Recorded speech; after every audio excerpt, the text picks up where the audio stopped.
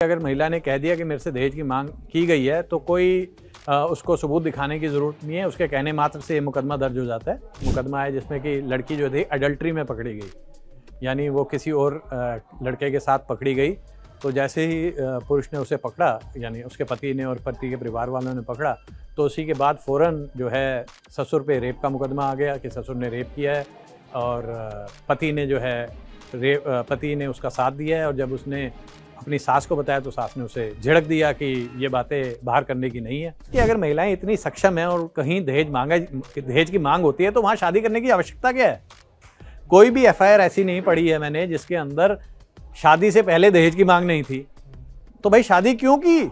उसमें शादी का झांसा देकर या अपनी जो है ये गलत बताकर कि मैं कौन हूँ वो बताकर या किसी और वजह से लड़की को इंटाइस करना, उसके साथ सेक्स करना अपने आप में क्राइम हो गया। एक स्पेसिफिक क्राइम है जिसमें कि लड़की की कंसेंट है, तब भी ये क्राइम है। किसी लड़के ने किसी लड़की को प्रमोशन का झांसा देकर भी या एम्प्लॉयमेंट का झांसा देकर भी उसके साथ सेक्स किया है तो वो भी BNS 69 की श्रेणी में आता है, उसमें 10 साल की सजा है। इंडिया में एक आम चलन है, आज की तारीख में जो बातें कही जाती हैं उन बातों में एक बात आती है कि हिंदुस्तान में जो कानून है, जो सख्त कायदे हैं, वो पुरुषों के लिए ज़्यादा नहीं है, महिलाओं के लिए ज़्यादा है।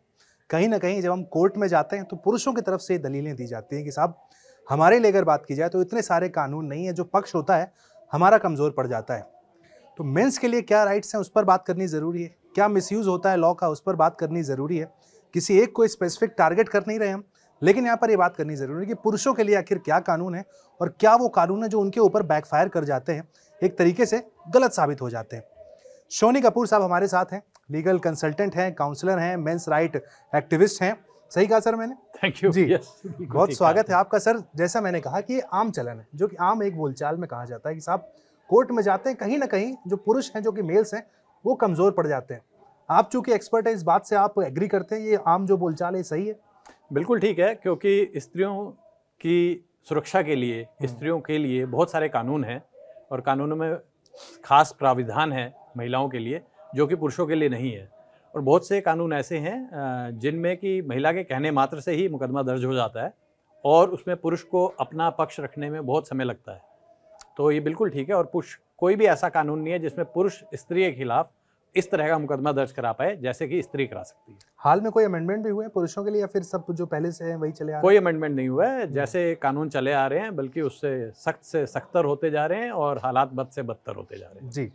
डावरी एक सबसे बड़ा इशू है जो कि हम जब भी बात करते हैं तो सबसे पहले तो डावरी मैं जो समझता हूँ कि दो पार्ट्स में डिवाइड हो जाता है, रूरल और अर्बन इंडिया। जो हम देखें, जो हम हमेशा इंडिया को डिवाइड करते हैं, एक भारत है, एक इंडिया है, जहाँ एक जगह वो दहेज है, एक जगह वो डावरी है। चूँकि हम अगर दिल्ली NCR में बैठे हैं तो पहले हम डावरी पर एक चर्चा कर लेते हैं। डावरी एक ऐसा कानून है सर, जितना मेरा एक्सपीरियंस है, मैंने देखा कि जब भी एक केस फाइल होता है तो सिर्फ डावरी फाइल नहीं होता है, साथ में 4-5 और मुकदमे होते हैं, मारपीट होता है, उत्पीड़न होता है और दुनिया भर की और भी सारी चीज़ें वहाँ पर फाइल कर दी जाती हैं। कितने सही होते हैं इसमें से आपको, आपका जो डेटा और आपके जो आंकड़े अनुभव कहता है आपका? देखिए 2022 में लगभग 4000 मुकदमे दिल्ली में दाखिल हुए और पूरे हिंदुस्तान में लगभग 1,27,000 या 1,30,000 के आसपास मुकदमे दायर हुए जो दहेज के रिलेटेड है। दहेज की धारा उस समय थी 498A, जो नए BNS में होगी 85-86। पर यकीन मानिए कि इससे लगभग 2 गुनी या 3 गुनी शिकायतें थानों में दर्ज हुई, जिनमें से इतने कन्वर्ट हो पाए।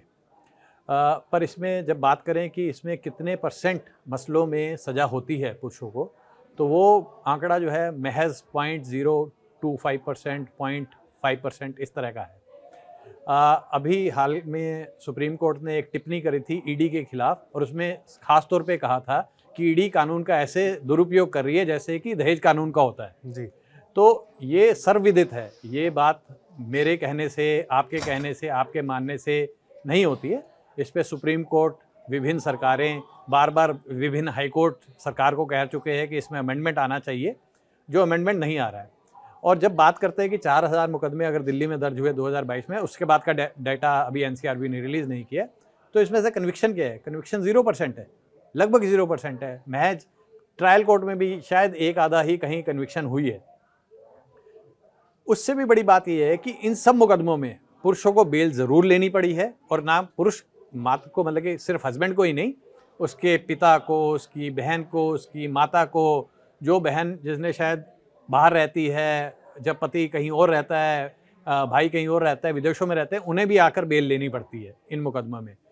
तो और बहुत ग्रॉस मिसयूज़ है इसका पुलिस के द्वारा। और कोर्ट के अंदर जब आप जाते हैं, एक एक मुकदमे में 6-6 महीने की तारीख पड़ती है, और फाइनली रिजल्ट क्या होता है? नील बटे सन्नाटा, कन्विक्शन नियरली ज़ीरो है।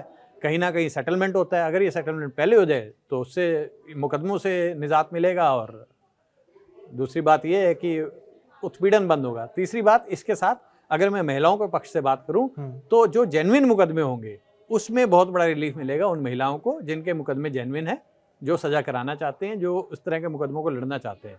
क्योंकि इन्हीं मुकदमों के चलते कई बार ये होता है कि आप थाने में जाएं और कहें कि मुझसे दहेज की मांग हुई है, कोई महिला कहती है, तो पुलिस वाला कहता है वो तो ठीक है, असल मुद्दा क्या है? तो दहेज मांगना कोई असल मुद्दा है नहीं उनके लिए। मेजर अगर आप लूप होल हम देखें, जो आप डेप्थ से देख रहे हैं डावरी में, तो मेजर लूप होल आपको इस सिस्टम में कहाँ नजर आता है? सबसे बड़ा लूप होल इसमें यही है कि ये कॉग्निजेबल है, यानी कि अगर महिला ने कह दिया कि मेरे से दहेज की मांग की गई है तो कोई उसको सबूत दिखाने की ज़रूरत नहीं है, उसके कहने मात्र से ये मुकदमा दर्ज हो जाता है। दूसरी बात ये है कि ये नॉन बेलेबल है। नॉन बेलेबल का मतलब है कि इसमें बेल सिर्फ और सिर्फ कोर्ट दे सकता है।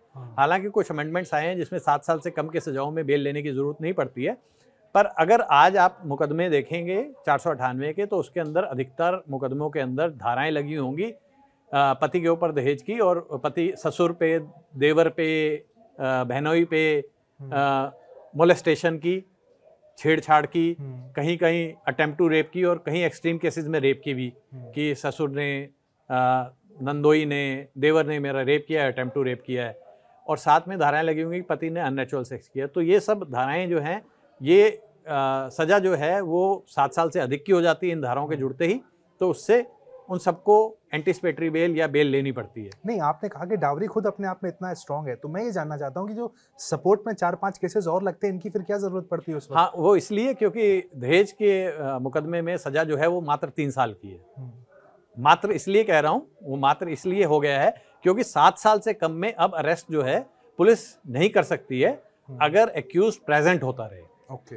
तो उसमें अब जो लड़कियां हैं या उनके जो उनको सलाह देते हैं, उनके जो सलाहकार हैं, वो चाहते हैं कि ये मुकदमे में सज़ा जो है 7 साल से अधिक की हो, जिससे कि बेल लेनी पड़े, जिससे कि अरेस्ट का खतरा हो, जिससे कि वो ज़्यादा पैसे दे पाए।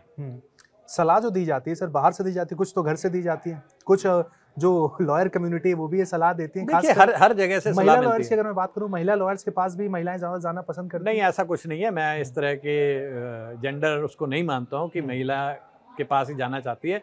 हर एक कोर्ट में 2, 4, 5 वकील ऐसे हैं जिनके बारे में ये प्रसिद्ध है कि ये इस तरह के मुकदमे करते हैं, और हर वकील जो है आजकल सक्षम है इस तरह की धाराएं लगाने की। जब बोलना है, जब वो हमारे पंजाबी में कहावत होती है, जब कि चोरी के थाम ते लठा दे गज, तो जहाँ सिर्फ बात से ही काम चलना है तो जो भी मर्जी लिख दिया जाए। और ऐसे ऐसे अनर्गल एलिगेशन होते हैं जिसको पढ़ के आपको लगता है कि ये पता नहीं कहाँ से कोई सर, चूंकि आप मेंस राइट एक्टिविस्ट हैं, तो कोई ऐसा उदाहरण भी है आपके पास जिसको दर्शक ज्यादा बेहतर तरीके से समझ पाए कि ऐसा कुछ हुआ, उसके बाद मेन के साथ क्या हुआ, कुछ अगर उदाहरण से आप समझा पाए?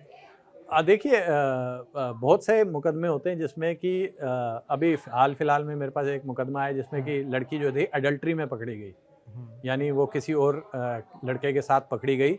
तो जैसे ही पुरुष ने उसे पकड़ा, यानी उसके पति ने और पति के परिवार वालों ने पकड़ा, तो उसी के बाद फ़ौरन जो है ससुर पे रेप का मुकदमा आ गया कि ससुर ने रेप किया है, और पति ने जो है पति ने उसका साथ दिया है, और जब उसने अपनी सास को बताया तो सास ने उसे झिड़क दिया कि ये बातें बाहर करने की नहीं है। और ये रेप की घटना जो बताई गई है 2020 की बताई गई है, 2025 के अंदर कंप्लेंट हो रही है। और वो क्यों बताई गई है?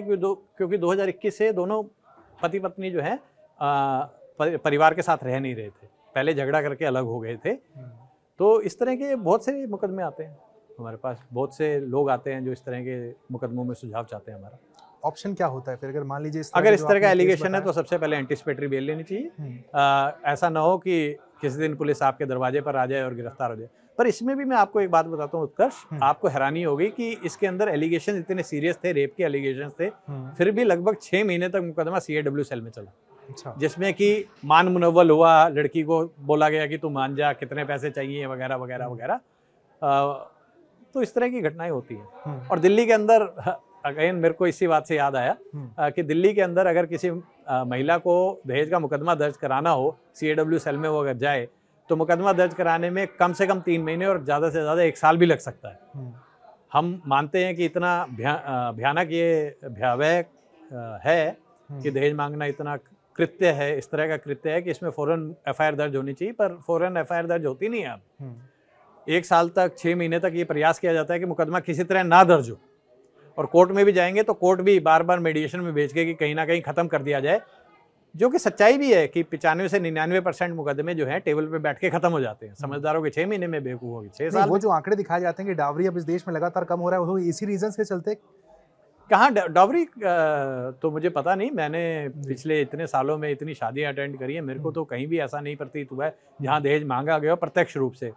और मेरा कहना यह है कि अगर महिलाएं इतनी सक्षम हैं और कहीं दहेज की मांग होती है तो वहाँ शादी करने की आवश्यकता क्या है? कोई भी एफआईआर ऐसी नहीं पढ़ी है मैंने जिसके अंदर शादी से पहले दहेज की मांग नहीं थी। तो भाई शादी क्यों की?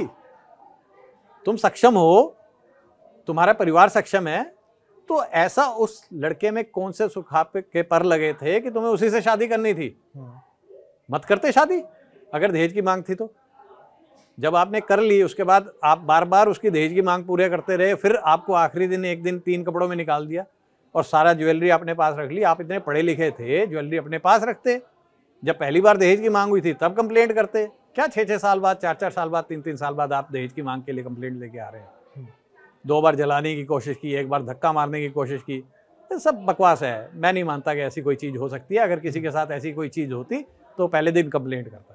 सेटलमेंट की भी जो आपने बात की, सेटलमेंट पर कई सारे मुद्दे आपने कहा टेबल पर आकर खत्म हो जाते हैं, उस पर भी क्या किसी पक्ष की तरफ से दबाव बनाया जाता है सेटलमेंट का? देखिए, मैट्रिमोनियल केसेस के अंदर अगर आप बात करें तो मैट्रिमोनियल केसेस में कभी भी दहेज का मुकदमा अकेला मुकदमा नहीं होता है। इसके साथ 3-4 मुकदमे जुड़े होते हैं। अगर बच्चा है तो 5 भी हो सकते हैं। एक मुकदमा तलाक का या घर बसाने का दावा होगा, एक ने घर बसाने का दावा डाला होगा, एक ने तलाक का दावा डाला होगा। एक मेंटेनेंस का मुकदमा होगा, एक डोमेस्टिक वायलेंस का मुकदमा होगा, एक बच्चे की कस्टडी का मुकदमा होगा, अगर बच्चा है तो, और दहेज का मुकदमा तो होगा ही होगा। तो ये 5-6 मुकदमे होते हैं। इन 5-6 मुकदमों में फीस दी जाती है दोनों पक्षों के द्वारा। और मेरा ये मानना है कि अगर दिल्ली के अंदर 15 लाख रुपए में सेटलमेंट होता है तो पुरुष पक्ष जो है उसमें 20 लाख रुपए के आसपास खर्च कर चुका होता है, महिला के हाथ में 10-11 लाख रुपए आते हैं, क्योंकि बाकी फीस वो जो है वकीलों को दे दी जाती है या पुलिस में खर्च हो जाते हैं या कोर्टों में खर्च हो जाते हैं, आने जाने में खर्च हो जाते हैं। और अगर दोनों पक्ष पहले बैठ के समझदारी से बात करते तो ये जो रकम है, जो डिफरेंस है, अगर इसके बीच में कहीं भी सेटलमेंट होता तो दोनों पक्ष फायदे में रहते।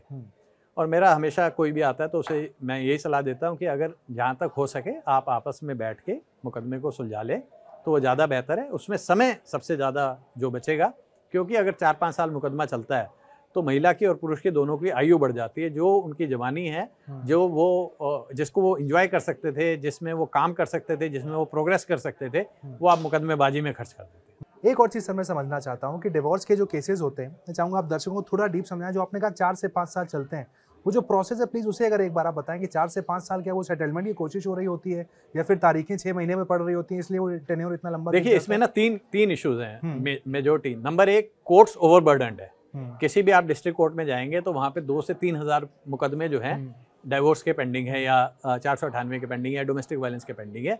तो उस केस में क्या होता है कि लगभग एक दिन में जज साहब 50 मुकदमे सुन सकते हैं, 60 मुकदमे सुन सकते हैं। तो उसी हिसाब से मुकदमों का नंबर आता है। किसी कोर्ट में 3 से 4 महीने में आ रहा है, किसी में 5 से 6 महीने में भी आ रहा है नेक्स्ट डेट जो पड़ रही है। सबसे बड़ी बात ये है। दूसरी बात ये है कि जिस भी लड़की को या लड़के को ये डर होता है कि मेरा मुकदमा कमज़ोर है, वो तारीखें लेनी शुरू कर देता है। आज मेरे वकील साहब बीमार है, आज मैं नहीं आ सकता, किसी ना किसी वजह से तारीख आगे बढ़ा दी जाती है। ठीक है, तो उससे एक सिस्टमेटिक डिले दूसरा वो हो जाता है। तीसरा जो है, कोर्टों को भी ये पता है, वकीलों को भी ये पता है, और अधिकतर जो लगभग सभी लोग ये मानने लगे हैं कि ये सारे मैटर्स जो हैं कभी ना कभी नेगोशिएशन पे ख़त्म होंगे। तो कोर्ट बार बार इन मुकदमों को मीडिएशन में लगाता रहता है। हर एक मुकदमे में मीडिएशन बार बार लगती रहती है, तो उसमें कहीं ना कहीं सेटलमेंट की बात है। तो इस वजह से मुकदमे जो है 5, 6, 7 साल और एक्सट्रीम केसेस में 10, 12, 12 साल भी चलते हैं। जितने केसेस फाइल होते हैं और डिवोर्स अंत में आकर हो जाता है, उनके बीच में जो आंकड़े हैं वो क्या कहते हैं? देखिए, मेरा तो ये मानना है कि अधिकतर मुकदमों में 99% मुकदमों में म्यूचुअल कंसेंट पे जब डाइवोर्स होता है तो ये सारे मुकदमे या तो वापस लिए जाते हैं या जैसे 498 जिसको वापस नहीं लिया जा सकता तो हाई कोर्ट में क्वैशिंग लगती है इनकी। तो हाई कोर्ट जो है ओवरबर्डन्ड है, क्वैशिंग के इतने मुकदमे आते हैं कि उसके पास बाकी मुकदमों के लिए समय कम है। ठीक है, अब सर मैं दूसरे एक मुद्दे पे आना चाहूँगा। अगर आप हिंदी अखबार पढ़ते होंगे आई एम श्योर, तो वहाँ पर एक हेडलाइन आप देखते होंगे अक्सर हिंदी अखबारों में, खासकर रीजनल खबरों में ये लिखा होता है कि भाई शादी का झांसा देकर युवक ने गलत काम किया, लड़की के साथ उनका रेप किया। ये जो मुद्दा है ये कि सालों से अखबार में चला आ रहा है, रेप के चार्जेस वहाँ पर लग जाते हैं कि शादी का झांसा देकर। तो जब रिलेशनशिप में वहाँ पर दो लोग होते हैं तो वहाँ पर क्या ऐसा होता है कि साहब झांसा दे दिया, अगर शादी नहीं की तो वो झांसे में आता है?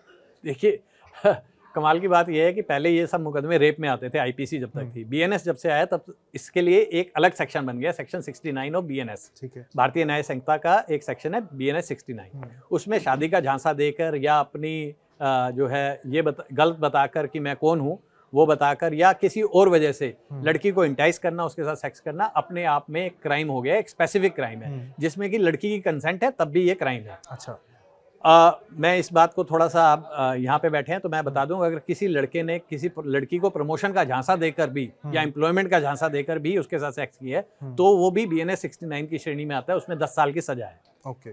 पर देखिए मेरा अब इसमें ये कहना है, और आप इस बात को समझेंगे कि अगर आप सहज नहीं थे संबंध बनाने के लिए तो आप गए क्यों?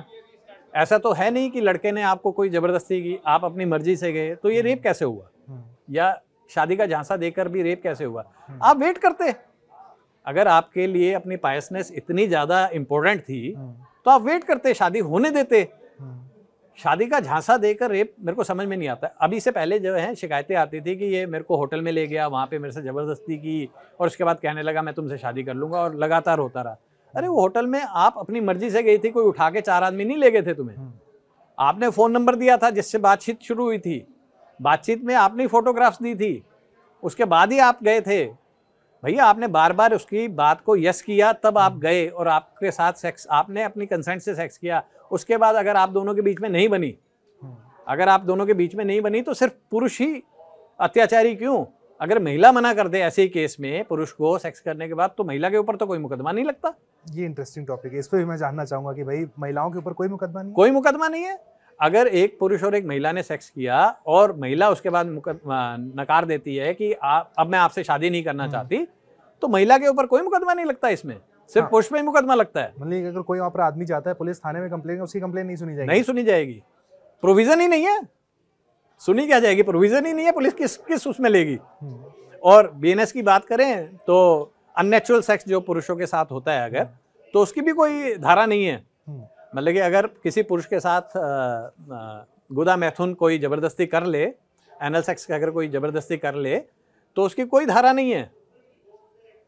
अगर किसी होमोसेक्सुअल ने दूसरे पुरुष के साथ अत्याचार किया है, दुष्कर्म किया है, तो उसके पास कोई प्रोविजन नहीं है कि वो जाके कोई रिकॉर्स ले सके लॉ में। तो आप कह रहे हैं बिल्कुल उल्टा है, जितनी पावर वहां पर दी गई यहाँ कुछ नहीं है। यहाँ कुछ नहीं है। जो पावर थी थोड़ी बहुत 377 आईपीसी में, उसको निरस्त कर दिया गया है बीएनएस के अंदर। वो कोई पावर है ही नहीं जी। चूंकि हम ऑफिस सेटअप में बैठे हैं, आपने ऑफिस की भी चर्चा की, आपने प्रमोशन वाली बात कही कि प्रमोशन के झांसे में देकर अगर कुछ किया गया। ऑफिस में कई दफा होता है सर कि फॉर एग्जांपल कोई किसी को लगातार कांटेक्ट करने की कोशिश भी कर रहा है, सामने वाला भी अब चूंकि एक ही ऑफिस में बैठा हुआ है तो उनसे डेली आमना सामना होता है, तो बातचीत होती है। उसके बाद अगर एक दिन जाकर कोई कंप्लेन कर देता है तो वो गलत है या सही है कि मुझे लगातार इनडायरेक्ट गलत तरीके के मैसेजेस कर रहे हैं, कांटेक्ट कोशिश कर रहे हैं? देखिए बिल्कुल गलत है। किसी को भी इनडायरेक्ट या डायरेक्ट भी किसी की सहमति के बिना उसको फॉलो नहीं करना चाहिए, उसको फोर्स नहीं करना चाहिए to be in the relationship. पर जो पॉश गाइडलाइंस है यानी prevention of sexual harassment cases के बारे में बात करते हैं, तो मैं बहुत से लोगों से मिलता हूँ, बहुत सारे एचआर से भी मिलता हूँ। तो एक बड़ा ही एक बैंक से के एचआर हेड से मैं मिला था, तो एक बहुत ही इंटरेस्टिंग आंकड़ा सामने आया। उसने मुझे बताया कि जब भी प्रमोशन का एक टाइम आता है उस समय सडनली जो है पोस्ट की कंप्लेंट्स बहुत बढ़ जाती हैं।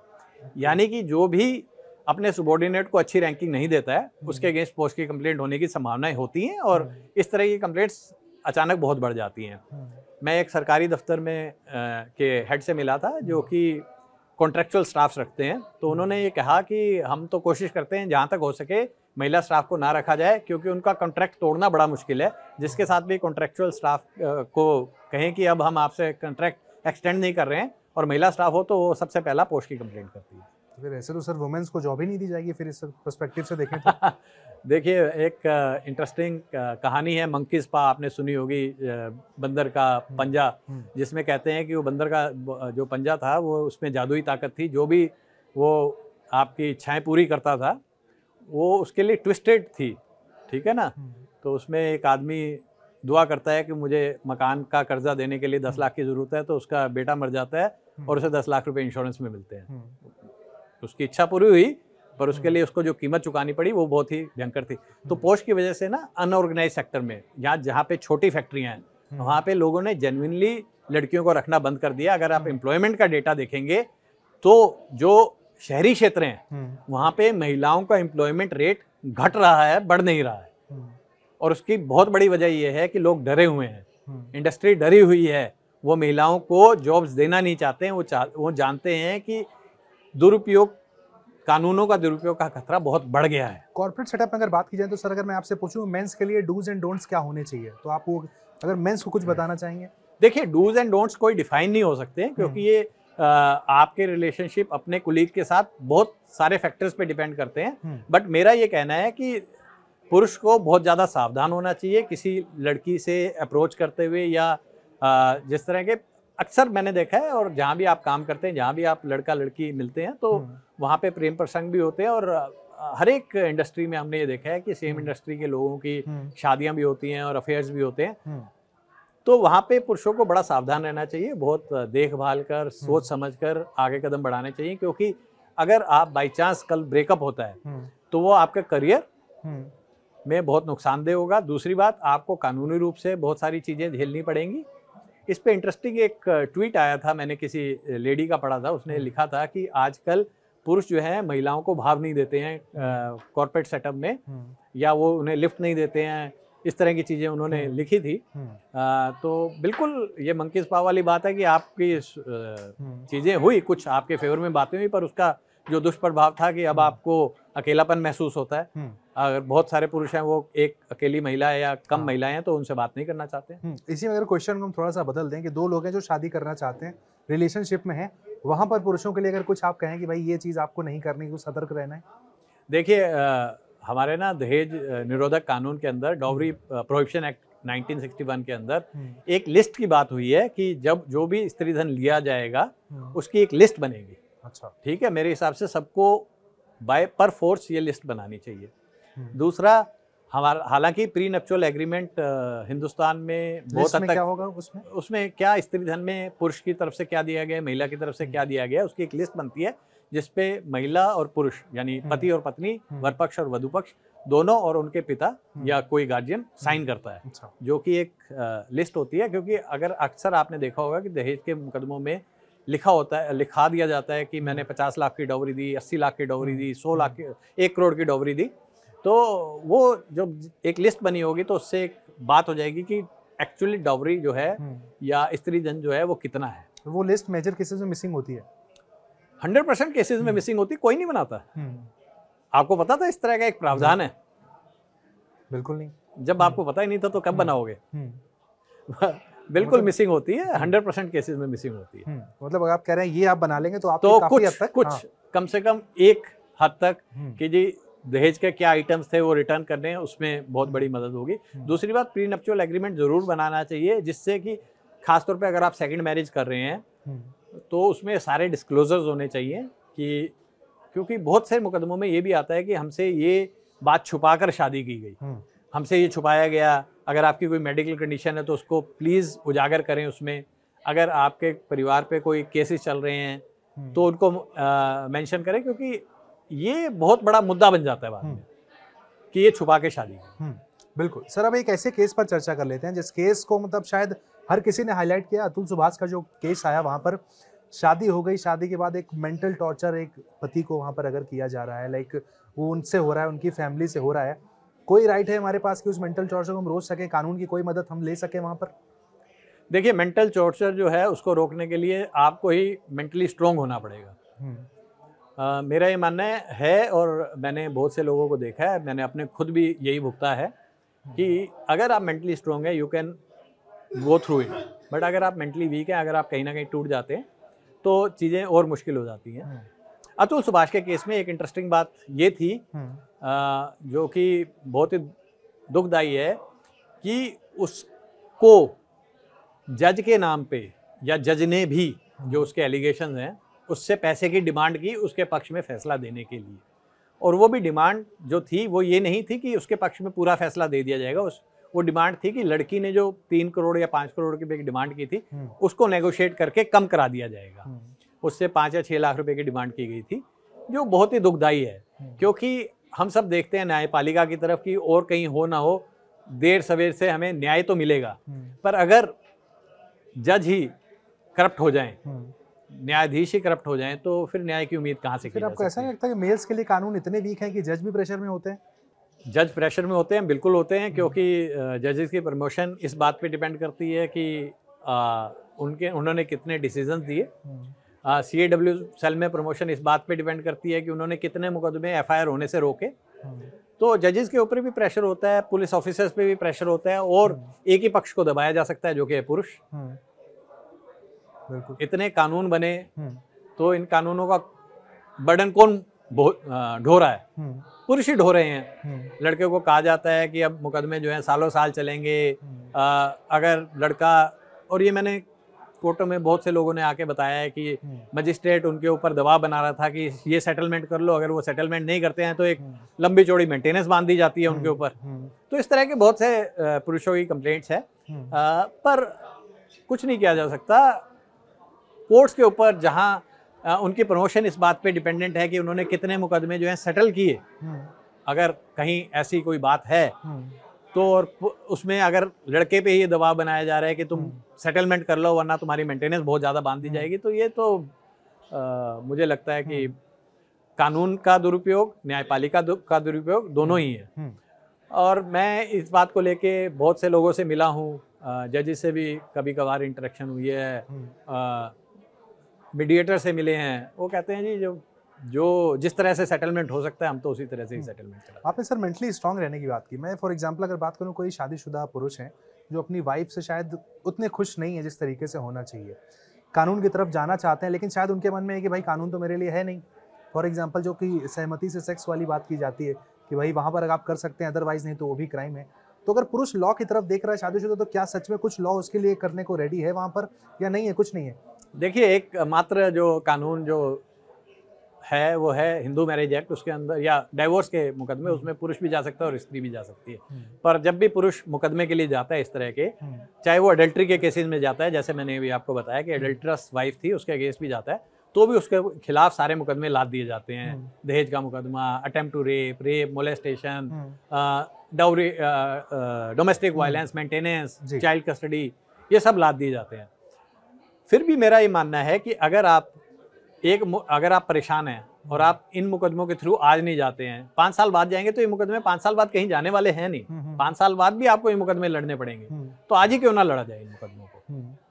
जब आपको पता चला तभी क्यों ना लड़ा जाए? इसके लिए वेट किस चीज की? एक और मुद्दा है सर, सबसे बड़ी समस्या आज की तारीख में कहीं ना कहीं ये फोन बन गया है। कई रिलेशनशिप्स को कहीं ना कहीं स्पॉइल करने वाला ये फोन बन गया है। कुछ तस्वीरें होती हैं जो दिखाई जाती हैं कि साहब इन तस्वीरों के दम पर केस कर दिया जाएगा आपके ऊपर, उससे कहीं ना कहीं आदमी ब्लैकमेल होता रहता है। कितना बड़ा ये घातक कितना है, पहले तो आप इसको समझाएं। देखिए, टेक्नोलॉजी है, टेक्नोलॉजी घातक है या नहीं है वो मैं निर्णय आप पे छोड़ता हूँ। टेक्नोलॉजी है, इसका यूज भी और मिस यूज भी है। आजकल जो AI से भी बहुत सारी फोटोज बन जाती हैं, और मुझे नहीं पता है कि कितनी वो फोटो जो हैं फोरेंसिक्स में जाती हैं, कितनी नहीं जाती हैं। मेरे पास उस तरह का कोई डेटा है नहीं, बट हाँ, ब्लैकमेल बहुत किया जाता है। एक व्हाट्सएप पे बहुत बड़ा रैकेट चल रहा है, जिसमें कि आपको एक व्हाट्सएप वीडियो कॉल आती है, सामने एक स्त्री नंगी होती है, उसके बाद आपको, और वो आपके फ़ोटो कैप्चर कर लेता है, उसके बाद आपको ब्लैकमेल किया जाता है। तो मेरा हमेशा ये कहना है कि इस तरह के ब्लैकमेल में ना ही, और जनरली जो है कॉल जो आती है वो पुलिस वाले के नाम से आती है, उसमें उसकी पुलिस वाले की फ़ोटो लगी होती है। कोई पुलिस वाले नहीं होते हैं, बेहद ब्लैकमेलर हैं, बिल्कुल ब्लैकमेलर्स हैं, बिल्कुल पैसा देना नहीं चाहिए इनको, और कोई कंप्लेंट नहीं होने वाली। अगर होने भी वाली है तो फ़ोन जब भी फोरेंसिक होगा तो पता चलेगा कि फ़ोन उधर से आया था, आपने पिक किया था। तो इस तरह के मुकदमों में कुछ नहीं होने वाला, प्लीज़ डरे नहीं। वो उन लोगों के सोशल मीडिया लिंक्स उन्हें दे दिए जाते हैं कि हम इस पर डाल देंगे। डाल दो यार, डाल दो। अरे क्या एक ही बार तो डालोगे? क्या समझा नहीं सकते? आप अगर आपके अपने दोस्तों को नहीं समझा सकते तो फिर तो किसी को नहीं समझा सकते। फिर तो आपको अच्छे दोस्त ढूंढने चाहिए। मुझे नहीं लगता है, ना वो कभी करते हैं, ये सिर्फ कोरी धमकी होती है, गिदड़ भपकी होती है, ना वो कुछ करते हैं। उनका काम है किसी तरह आपसे पैसे निकालना। अगर आप पैसे नहीं दे रहे हैं, उनके पास ऐसे बहुत से विक्टिम्स हैं जिनसे वो पैसे निकलवा सकते हैं, वो उनके ऊपर कंसंट्रेट करते हैं। ये सर इतना बड़ा मुद्दा हो जा रहा है, जो कि आपने अच्छा एक टॉपिक उठाया। व्हाट्सएप पर जो ये कॉल्स आती हैं, लोग उठाते हैं, इस पर कोई रेगुलेशन नहीं, इस पर कोई फिलहाल अभी नहीं है। साइबर क्राइम है ये, और इसमें आप मुकदमा कर सकते हैं, आप पुलिस में कंप्लेंट दे सकते हैं, जैसे किसी भी साइबर क्राइम की दे सकते हैं। ये ब्लैकमेलिंग है। पर इसके अंदर समस्या ये है कि पुलिस भी, प्रशासन भी जो है, उनके पास बैंडविड्थ ही नहीं है इस तरह के मुकदमों को हैंडल करने के लिए। और इस वजह से और ख़ासतौर पे जहाँ अमाउंट्स बहुत छोटे होते हैं, वहाँ पे दे इग्नोर इट। वहाँ पे एफआईआर भी नहीं लिखी जाती है, वो कंप्लेंट रख लेते हैं और कहते हैं जी कोई बात नहीं।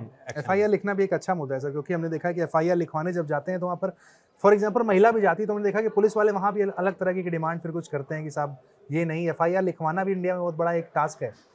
मैंने थोड़ी देर पहले बात करी थी कि मैं पुरुषों की बात तो करता हूँ, पर अगर महिला को ही दहेज का मुकदमा लिखवाने के लिए, रेप का मुकदमा लिखवाने के लिए 3 से 6 महीने वेट करना पड़े, तो ये सवाल मुझे नहीं, आने वाले किसी फेमिनिस्ट से करना कि आपने कानून का दुरुपयोग होते होते उसका क्या रूप बना दिया, क्या प्रारूप बना दिया है कि एक महिला को भी न्याय नहीं मिल सकता है। और एफआईआर लिखवाना वाकई बहुत बड़ा काम है।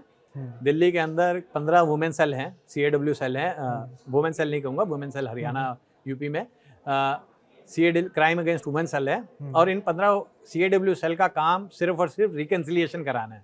लगभग 700-800 यहाँ पे कर्मचारी दिल्ली पुलिस के हैं, पर और तफ्तीशी भी बहुत हैं। उनका काम एफआईआर दर्ज करना नहीं है। एफआईआर दर्ज करने के लिए वो किसी अपने थाने में भेजते हैं, जैसे CAW सेल के जो भी संबंधित थाने होते हैं जहाँ से वो कंप्लेंट आई थी, वहाँ भेजते हैं। पर 6-6 महीने वहाँ बिठा के सिर्फ बात करा रहे होते हैं। अरे मान जाओ, अच्छा तुम मान जाओ, अच्छा तुम प्राइस बढ़ाओ, अच्छा तुम प्राइस घटाओ। क्या है ये? दहेज का कानून है, मतलब कि आपने क्या बना दिया है इसको? नेगोशिएटिंग टूल बना दिया है। मोल भाव हो रहा होता है दुकान। बिल्कुल नेगोशिएटिंग टूल है ये। अरे रेप के मुकदमे सेटल हो रहे हैं पैसे दे के। क्या ब्लड मनी है क्या? हम हिंदुस्तान में रह रहे हैं, कहीं और रह रहे हैं? कहाँ रह रहे हैं हम? और उसके बाद हाई कोर्ट भी क्वैश कर रहा है उन मुकदमों को, रेप के मुकदमों को भी क्वैश हो रहे हैं पैसे देके। अरे क्या हो रहा है ये? बड़ा ही मुझे लगता है कि बहुत ही भयावह स्थिति है ये। जिस तरह से चीज़ें चल रही हैं, आने वाले 5-6 साल में पता नहीं क्या होगा। क्योंकि जैसे आज की तारीख में दहेज का मुकदमा होता है तो सारे कहते हैं जी ये झूठा ही होगा। रेप के मुकदमे को भी धीरे धीरे ये बोलना शुरू कर देंगे ये मुकदमा झूठा ही है, क्रेडिबिलिटी नहीं है, खत्म है, बिल्कुल जीरो है। अरे जहाँ 40% महिलाएं रिजाइल कर जाती हैं रेप के मुकदमों से, और दिल्ली के कोर्ट्स कहते हैं हम डेटा नहीं रखते। मैंने RTA लगाई है, दिल्ली के अधिकतर कोर्ट्स ने कह दिया है कि सिर्फ 2 कोर्ट्स ने मुझे डेटा दिया है, बाकी 13 कोर्ट्स ने कह दिया है कि 13 डिस्ट्रिक्ट से हमारे पास कोई डेटा नहीं है कितनी लड़कियां रिजाइल कर गई। तो क्या क्रेडिबिलिटी है? 40% लड़कियां रिजाइल कर रही हैं उन 2 कोर्ट्स के अंदर, और 137 करोड़ रुपए आप कंपनसेशन दे चुके हो उन्हें पिछले सालों में। 2-3 साल में 137 करोड़ कंपनसेशन दे चुके हो कि आपका रेप हुआ, ये लीजिए 4 लाख रुपए। और वो लड़की आती है, पहले वहां से कंपनसेशन लेती है, फिर लड़के के साथ सेटलमेंट करती है। कमाल हो रखा है। सारा खेल पैसों पर आ गया आपके। सारा खेल पैसों पे है। तो मैं तो कहता हूँ पहले दिन सेटल कर लो ना यार। ये आदमी फंस गया है, इससे कितने पैसे लेने हैं उसकी इनकम से डिसाइड कर लो यार। कम से कम उसकी जिंदगी तो बचेगी, उसके 4-5-6 साल तो बचेंगे, वो जेल तो नहीं जाएगा। नहीं, ये भी तो फिर उसी तरीके से हो ना जो व्हाट्सएप की बात कर रहे थे, एक फोन आता है आपको फंसा लिया जाता है, वो भी आज की तारीख में वही हो गया। बिल्कुल यही है, बिल्कुल यही है। मेरा ये मानना है कि अगर दिल्ली के कोर्ट्स के अंदर कन्विक्शन रेट 2%, 0.68%, 5% है रेप केसेस में, जिसमें कि लड़की के ये कहने मात्र से कि मेरा रेप हुआ था, अगर एस्टेब्लिश हो जाए कि आपके संबंध थे और लड़की ये कह रही है कि मेरा रेप हुआ था, तो सजा पक्की है।